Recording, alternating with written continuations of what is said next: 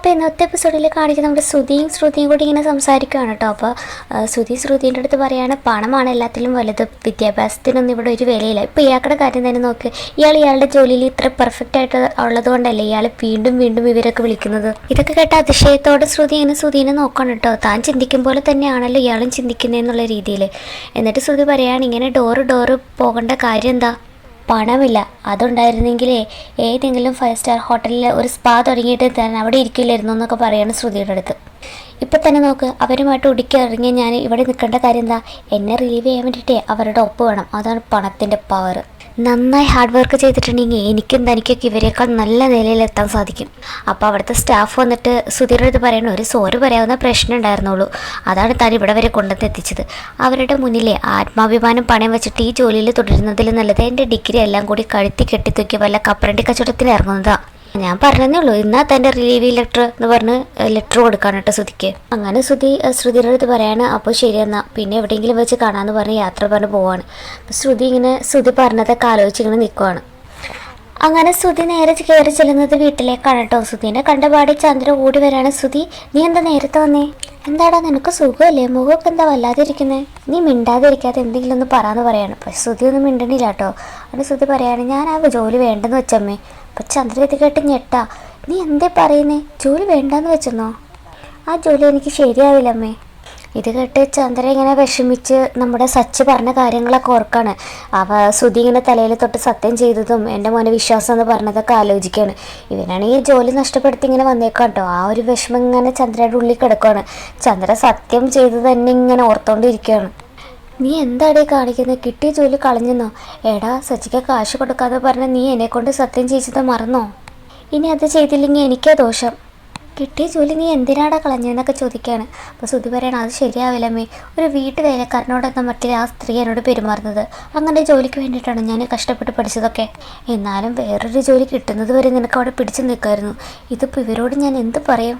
നിന്നെ വിശ്വസിച്ചല്ലേ ഞാൻ സച്ചിക്ക് വാക്ക് കൊടുത്തത്? കാശ് കൊടുക്കണ്ടേ? അമ്മേ, അതൊക്കെ ശരിയാ എന്ന് കരുതിയൊരു അടിമയെ പോലെ ഞാൻ അവിടെ ചെയ്യണമെന്നാണോ അമ്മ ഈ പറയുന്നത്?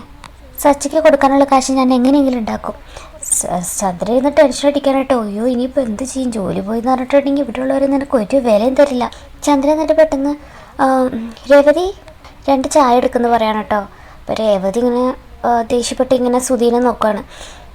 എന്നിട്ട് അടുക്കളയിലേക്ക് കയറി പോകണം കേട്ടോ.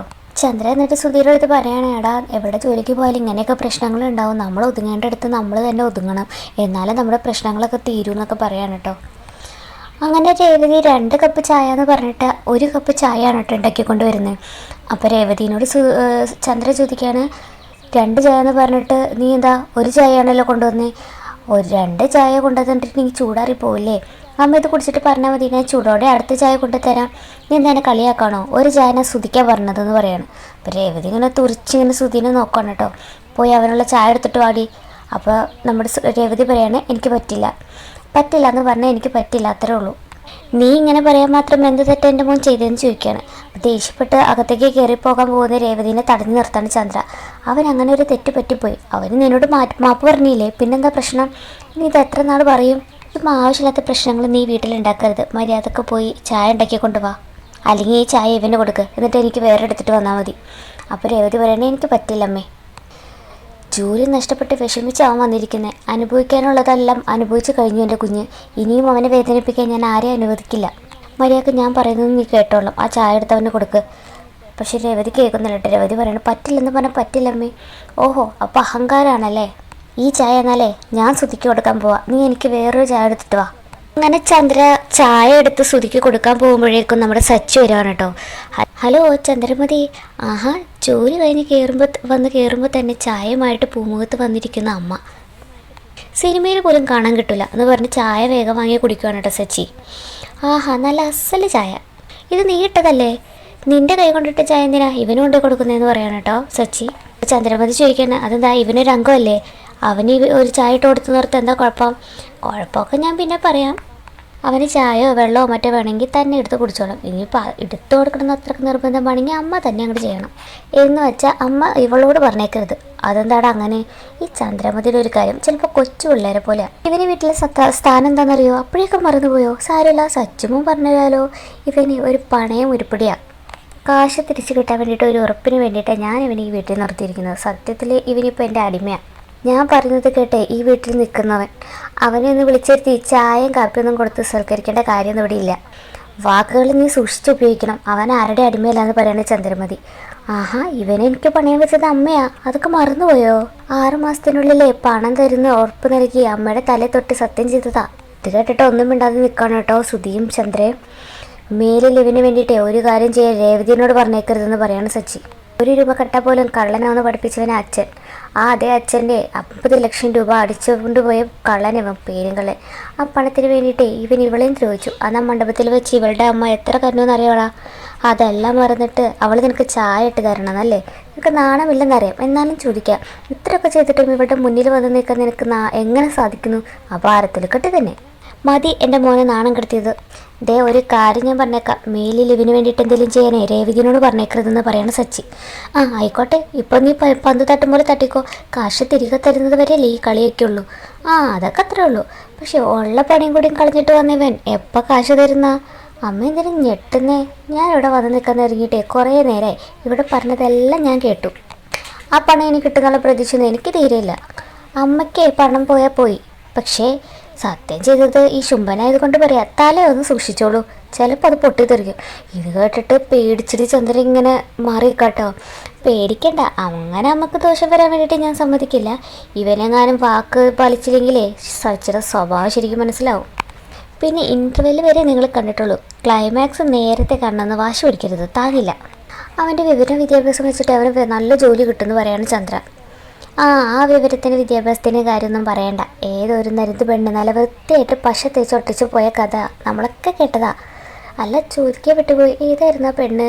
അവളുടെ ഫോട്ടോ ഒന്ന് കാണിച്ചു തരുവാടാന്നൊക്കെ പറയാൻ കേട്ടോ. അങ്ങനെ ഓരോന്ന് പറഞ്ഞ് സുധീനെ ഇങ്ങനെ കളിയാക്കിക്കൊണ്ടിരിക്കുകയാണ് സച്ചി. അപ്പോൾ ചന്ദ്ര വന്നിട്ട് പറയാണ്, മോനെ നമ്മളെ പറ്റിച്ചവരൊന്നും ഒരു കാലത്ത് ഗതി പിടിക്കില്ല. അപ്പോൾ സച്ചി പറയാണ്, ഈ ബുദ്ധി കുടുവിനൊക്കെ പഠിപ്പിക്കാൻ വേണ്ടിയിട്ട് മുതലാക്കിയ കാശുകൊണ്ട് വാഴ വെച്ചിറങ്ങി അച്ഛനിപ്പോൾ പൈസ കിട്ടിയേനായിരുന്നു. ഇത് രേവതിനോട് പറയാണ്, രേവതി ചായ നല്ല മനോഹരമായിരുന്നു. ഇത്രയും നല്ല ചായ ഈ അടിമക്ക് കൊടുക്കരുത്. ചായ നല്ല പച്ചവെള്ളം കൊടുക്കരുതെന്ന് പറയാണ് കേട്ടോ. അങ്ങനെ സച്ചി ഇതെല്ലാം പറഞ്ഞിട്ട് അവിടെ നിന്ന് പോവാണ് കേട്ടോ. സുധീനെ നാണം കെട്ട് തൊലി ഉരിഞ്ഞ് ഇങ്ങനെ നിൽക്കുവാണ്. ചന്ദ്ര എന്നിട്ട് ദേഷ്യത്തോടെ രേവതിനെ നോക്കിയിട്ട് അകത്തേക്ക് കയറി പോവാണ് കേട്ടോ. രേവതി ഇങ്ങനെ ഓരോന്ന് ആലോചിച്ച് ഇതെല്ലാം ആലോചിച്ച് ഇങ്ങനെ നിൽക്കുവാണ്. അടുത്ത സീനിൽ കാണിക്കുന്നത് ചന്ദ്രനെയും ഭാമേനെയാണ് കേട്ടോ. ചന്ദ്രയും ഭാമ ഇങ്ങനെ അമ്പലത്തിൽ തൊഴുത് ഇങ്ങനെ ഇറങ്ങുകയാണ്. അപ്പോൾ ഭാമ ഇങ്ങനെ ചന്ദ്രയുടെ അടുത്ത് പറയാണ്, സച്ചിക്ക് പിന്നെ ദേഷ്യം കാണാതിരിക്കുമോ? സുധി കാരണം കൊണ്ടല്ലേ അവന് കല്യാണം കഴിക്കേണ്ടി വന്നത്. അതിനിപ്പോൾ എന്താ കുഴപ്പം? അവർക്കിടയിൽ വേറെ പ്രശ്നമൊന്നുമില്ലല്ലോ. അവൻ്റെ സപ്പോർട്ടിലല്ലേ ഇപ്പോൾ അവളെ വിലസുന്നത്. എന്താ ചന്ദ്ര നീ ഒന്നും അറിയാത്ത പോലെ? എത്ര അവർ അകന്ന് ജീവിക്കും, ചെറുപ്പക്കാരല്ലേ, എന്ത് വേണമെങ്കിലും ആയിക്കോട്ടെ. ഇതെല്ലാം കാണിട്ട് സുധി ആ വീട്ടിലുണ്ടെന്നുള്ള വിചാരം ആർക്കും ഇല്ല എന്ന് പറയണ ചന്ദ്ര. അവനും ചെറുപ്പമല്ലേ, ഏത് നേരത്താണാവോ അവൻ ആ പണം എടുത്തുകൊണ്ട് പോകാൻ തോന്നിയത്. ഇപ്പോൾ എനിക്ക് പോലും വീട്ടിലൊന്നും മിണ്ടാൻ പറ്റാത്ത അവസ്ഥയായി. എത്രയും പെട്ടെന്ന് അവനൊരു കല്യാണം നോക്കണം. അത് കഴിഞ്ഞ് കാണിക്കുന്നത് നമ്മുടെ രേവതിനെ ഉണ്ട്. രേവതി ഇങ്ങനെ പൂവിറ്റ കാശ് ഇങ്ങനെ വാങ്ങിച്ചിട്ട് ഇങ്ങനെ അമ്പലത്തിലേക്ക് വരുവാണ്. അമ്പലത്തിൽ വരുമ്പോൾ ചന്ദ്രനെയും ഭാമേനെയും കാണുന്നുണ്ട് കേട്ടോ. അപ്പോൾ ചന്ദ്ര ഇങ്ങനെ വഴിപാട് കഴിക്കാൻ വേണ്ടിയിട്ട് രസീത് വാങ്ങിക്കാൻ വേണ്ടിയിട്ട് നിൽക്കണം കേട്ടോ. അപ്പോൾ ഭാമ ചോദിക്കുകയാണ്, അതെന്താടി നീ രവിയേട്ടനും ശ്രീക്കും സുധിക്കും മാത്രമാണോ വഴിപാട് കഴിക്കുന്നുള്ളൂ? നീ എന്താ നമ്മുടെ സച്ചിക്ക് വഴിപാട് കഴിക്കുന്നില്ലേ എന്ന് ചോദിക്കുകയാണ്. അപ്പോൾ ചന്ദ്ര പറയാണ്, എന്തിന്? എനിക്ക് വേണ്ടപ്പെട്ടവർക്കെല്ലാം വേണ്ടിയിട്ട് ഞാൻ വഴിപാട് കഴിക്കേണ്ടത്, അത് മതി എന്ന് പറയാണ്. ഇതൊക്കെ കേട്ടുകൊണ്ട് നമ്മുടെ രേവതി ഇങ്ങനെ വിഷമിച്ച് നിൽക്കുകയാണ് കേട്ടോ. രേവതി എന്നിട്ട് പുഞ്ചിരിച്ചുകൊണ്ട് കൗണ്ടറിൽ ചെന്നിട്ട് സച്ചിക്ക് വേണ്ടിയിട്ട് വഴിപാട് കഴിക്കാൻ വേണ്ടിയിട്ട് പേരും നാളൊക്കെ പറഞ്ഞു കൊടുക്കുകയാണ് കേട്ടോ. പേര് സച്ചിദാനന്ദൻ, നാളെ എനിക്കറിയില്ലെന്ന് പറയാണ്. അങ്ങനെ ദേവിയുടെ മുമ്പിൽ നിന്നിട്ട് പ്രാർത്ഥിക്കുകയാണ് നമ്മുടെ രേവതി. എന്നിട്ട് ഇങ്ങനെ പറയാണ്, സച്ചി എങ്ങനെയുള്ള ആളാണെന്ന് എനിക്കറിയില്ല, സ്വന്തം അമ്മ പോലും മാറ്റി നിർത്താം, അതിൻ്റെ കാരണം എനിക്കറിയില്ല, എന്താണെന്ന് എനിക്കറിയില്ല ദേവി എന്നൊക്കെ പറഞ്ഞ് പ്രാർത്ഥിക്കുകയാണ് രേവതി.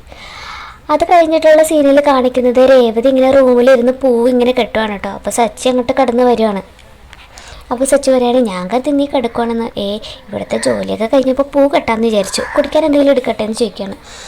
അപ്പോൾ സച്ചി പറയണേ, വേണ്ട വേണ്ട വേണ്ട, എന്തായാലും സംഗതി കൊള്ളാം. പണ്ടൊക്കെ മുറിയിൽ കയറുമ്പോൾ മദ്യത്തിന് മണമായിരുന്നു, ഇപ്പോൾ അതൊക്കെ മാറി നല്ല സുഗന്ധമായി. ചുമ്മാതല്ല പണ്ടുള്ളവർ പറയുന്നത് മുല്ലപ്പൂമ്പൊടി ഏറ്റ് കിടക്കും കല്ലിന് മുണ്ടിന് സൗരഭ്യം എന്ന്. സച്ചി എന്നിട്ട് ഓരോന്ന് പറഞ്ഞിങ്ങനെ തള്ളിക്കൊണ്ട് രേവതിയുടെ മുന്നിൽ ഇങ്ങനെ ഇരിക്കുകയാണ് കേട്ടോ. എന്നിട്ട് രേവതി പറയണോ ഇത്രയും അറിവുള്ള ആളാണെന്ന് ഞാൻ കരുതിയില്ല എന്നൊക്കെ പറയണം കേട്ടോ. രേവതി അങ്ങനെ സച്ചിയുടെ സംസാരമൊക്കെ ഇങ്ങനെ ആസ്വദിച്ചിരുന്ന് ഇങ്ങനെ പൂ കെട്ടിക്കൊണ്ടിരിക്കുക. സച്ചി എന്നിട്ട് രേവതി ഇങ്ങനെ സ്പീഡിൽ പൂ കെട്ടുന്നത് ഇങ്ങനെ നോക്കിക്കൊണ്ടിരിക്കുകയാണ് കേട്ടോ. എന്നിട്ട് സച്ചി ചോദിക്കുകയാണ്, നീ എന്തൊരു സ്പീഡിലാണ് പൂ കെട്ടുന്നത്? കുറേ കാലമായില്ലേ ഞാൻ ഇത് ചെയ്യുന്നത്, അതുകൊണ്ട് എനിക്ക് ഏത് ഇരട്ടത്തും കണ്ണ് കെട്ടിയാണെങ്കിലും എനിക്ക് പൂ കെട്ടാൻ സാധിക്കുമെന്ന് പറയാണ്. അപ്പോൾ സച്ചി പറയണു, ഓഹോ എന്നാൽ പിന്നെ ഇന്ന് രാത്രി ലൈറ്റ് ഓഫ് ചെയ്തിട്ടേ പൂ കെട്ടി കാണിക്കണം. അതിനിപ്പോൾ രാത്രി വരെ എന്തിനാ കാത്തിരിക്കുന്നത്? ഞാനിപ്പോൾ കണ്ണ് കെട്ടിയിട്ട് പൂ കെട്ടി കാണിച്ചു തരാം, വന്ന് വിശ്വസിക്കുമെന്ന് ചോദിക്കുകയാണ്. രേവതി എന്നിട്ട് കണ്ണ് കെട്ടിയിട്ട് പൂ കെട്ടുവാണ് കേട്ടോ. സച്ചി അപ്പോൾ അതിങ്ങനെ അതിശയത്തോടെ ഇങ്ങനെ നോക്കിക്കാണ് ഇങ്ങനെ രേവതി ഇങ്ങനെ കണ്ണ് കെട്ടിയിട്ട് എങ്ങനെയാണ് പൂ കെട്ടുന്നതെന്നൊക്കെ. അങ്ങനെ ഈ എപ്പിസോഡ് തീരുവാണ്.